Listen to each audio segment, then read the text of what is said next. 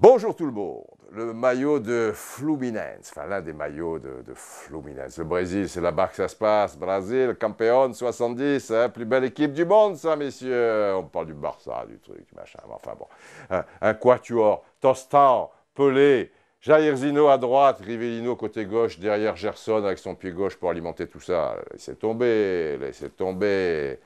Toujours aussi modeste, Pelé, hein, vous avez vu ces déclarations, ces trucs. Bon, d'un autre côté, c'est Pelé. Et une petite anecdote à ce sujet, je connais les gens qui ont organisé le Ballon d'Or récemment, et Pelé était donc présent, et un copain donc, qui fait partie de l'organisation me dit « Pelé, c'est exceptionnel, je veux dire, il est sur une autre planète, quoi, je veux dire, c'est Dieu et c'est machin. » Et bon, il se trouve que je l'ai connu, ça fait au moins 15 ans hein, que je ne l'ai pas vu, mais en tête à tête, tout ça de manière relativement intime. Et c'était vraiment un gars très, très, très sympa, très tranquille, très, très, très professionnel. Mais je n'avais pas ce sentiment, et je lui dis, mais il est puant, il est méprisant, enfin, je veux dire, il est là. Il dit, non, non, non, très, très respectueux, très, très gentil, tout ça, mais il arrive dans la salle, c'est Pelé, quoi. Et il arrive, welcome, everybody, happy new year, je suis Pelé, et hop, il passe. Enfin, je veux dire, ça surprend un petit peu. Hop, là, j'ai perdu ma feuille, la revoici. Donc, voilà, c'est Pelé, c'est Pelé. Le Brésil est... Brésil 2014, il faut y être. Voilà. L'Euro 2012, on s'en fout. Hein, j'ai dit, mais 2014, il faut y être. Mais on va quand même parler un petit peu de l'Euro 2012, parce que là, ce sont des suites, vous vous souvenez, enfin c'est assez récent, au blog Blanc, Le Guen, ou Le Guen, je ne sais pas comment on dit, et je suis du Sud, hein, je peux autant pas vouloir, Le Guen, je sais pas, et Zébulon. Zébulon étant donc le surnom qu'ont donné certains collaborateurs à Noël Le Graët, parce qu'il est toujours monté sur ressort, et Zébulon, voilà, ben, j'en chantais, tournicoton. Donc, Zébulon. Et c'était suite aussi à ce qui s'était passé au Canal Football Club le dimanche, donc, avec la saillie de Dugarry, Pierre Ménès qui était un petit peu là, et au milieu, Zébulon, un petit peu attaqué de toutes parts. Alors, Alex Solol, 23 janvier, Alex Solol. Moi, totalement d'accord avec toi quand tu parles de Le Guen et de l'entraîneur un peu autiste. Parce que là, je faisais référence dans le dernier blog, effectivement, enfin, dans ce blog précis, à Le Guen qui était pressenti selon le journal Le Monde. Et Le Monde, bon, c'est quand même une référence, quoi. S'ils l'écrivent, c'est qu'il y a bien un petit quelque chose, même si extrapole peut-être un petit peu, je sais pas. Alors, c'est un très bon commentateur, me dit Alex Solol à propos de Le Guen.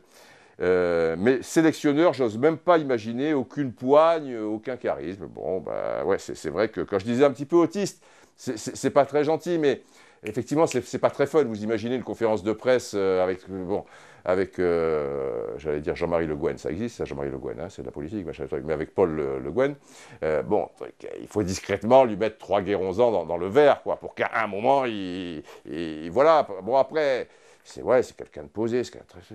Bon, après, au niveau qualité même, il a eu quand même 3 titres de champion avec une grosse équipe de Lyon. Mais enfin, je veux dire, il a bien ménagé tout ça. Et peut-être, parce que curieusement, le poste de sélectionneur va bien à certaines personnes mieux que celui d'entraîneur, et vice-versa. Et peut-être Le Guen, mais c'est vrai qu'au niveau de la communication, quand on a eu Jacquet, quand on a eu Santini, quand on a eu Le Maire, et bon, Blanc, c'est pas mal, quoi, non, truc, bon, Domenech, bon, bref. Enfin, Domenech, le problème, c'est un gars qui s'exprime très bien et avec qui il peut se passer quelque chose, mais à un moment, il s'est braqué contre les journalistes, il s'est senti trahi. Peut-être qu'il y avait aussi des raisons, hein, ouais, et après, bon, ben, ouais, il était autiste par la force des choses, quoi, il nous prenait pour des billes. Bon. Donc ça, c'était Alex Solol, et qui rajoute, par curiosité, tu verrais qui comme sélectionneur pour remplacer Blanc après l'Euro si ce dernier est raté, entre parenthèses, ce qui est fortement probable. Bon, soyons pas défaitistes, Alex Solol. Alors, pour remplacer Blanc, grande question, quoi. Il faut voir un peu les gars qui sont aussi sur le marché, parce que ceux qui sont pris dans des clubs. Mais, allez à la rubrique commentaires là, sur Foot Citoyen, et ben, donnez-moi quelques idées, pourquoi pas, et on en reparle à l'occasion.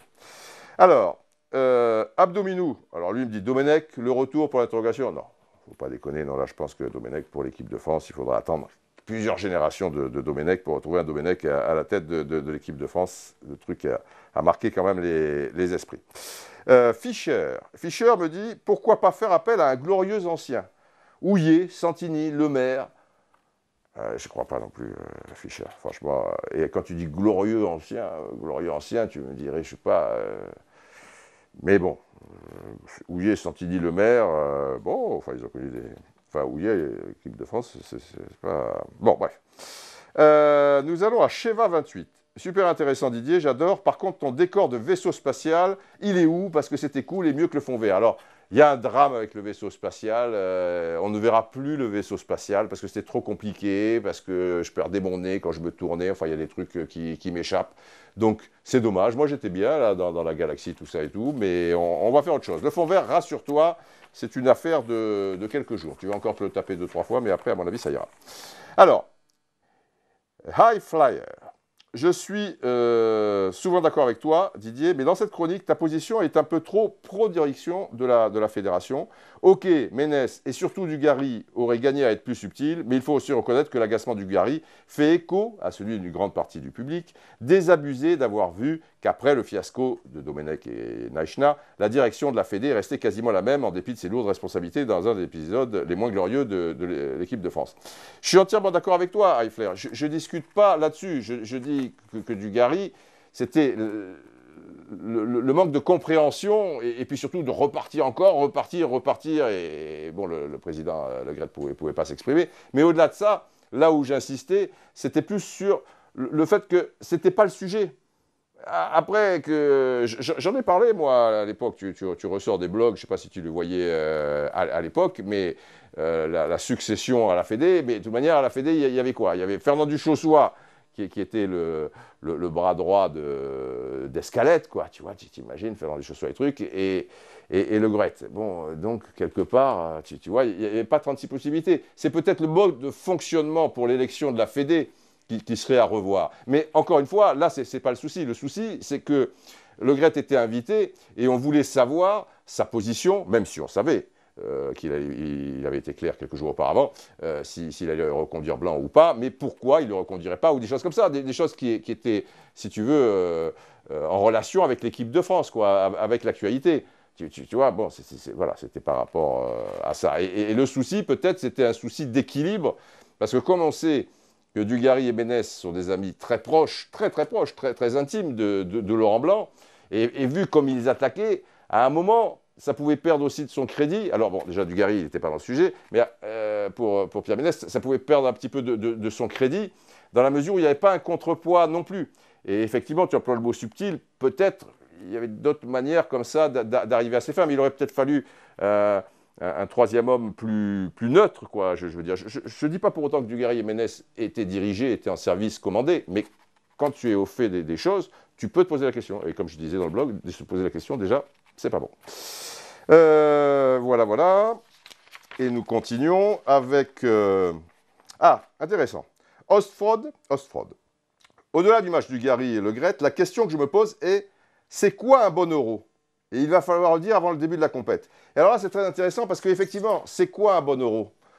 Parce qu'on peut peut-être ne pas passer le premier tour, mais avoir fait 3 matchs fantastiques, ne pas avoir eu de réussite, un peu l'arbitre qui oublie de pédales. Enfin, je veux dire, il peut y avoir 10 000 possibilités. Et comme vous le savez sans doute maintenant que je tweete, que je suis un grand Twitter, etc., j'ai posé la question à mes amis followers. Et un bon nombre m'ont répondu, donc ça fait quand même un certain paquet. Alors je ne dis pas, ce n'est pas le sondage BVA, patati patata avec 3000 mecs, mais enfin, je veux dire, il y en a plusieurs dizaines. Et ce qui ressort, je suis assez d'accord finalement, parce que dans l'esprit des gens, on a déjà mis dans le cerveau des gens, un bon euro, c'est passer le premier tour. Non, c'est pas passer le premier tour. Passer le premier tour, ce serait un euro honorable à mon avis. Et d'ailleurs, dans 80% des cas, les tweeters, enfin les followers me disaient, un bon euro, c'est être dans le dernier carré. Alors certains me disaient, un euro exceptionnel, c'est gagner avec, au tir au but, avec, pour terminer, une panenka. Alors là, bon, oui, c'est l'euro exceptionnel. Mais, et c'est vrai qu'un bon euro, c'est terminé dans le dernier carré. Ça veut dire au moins battre une grosse équipe en quart de finale, parce qu'on peut supposer qu'elle serait quand même d'un certain niveau.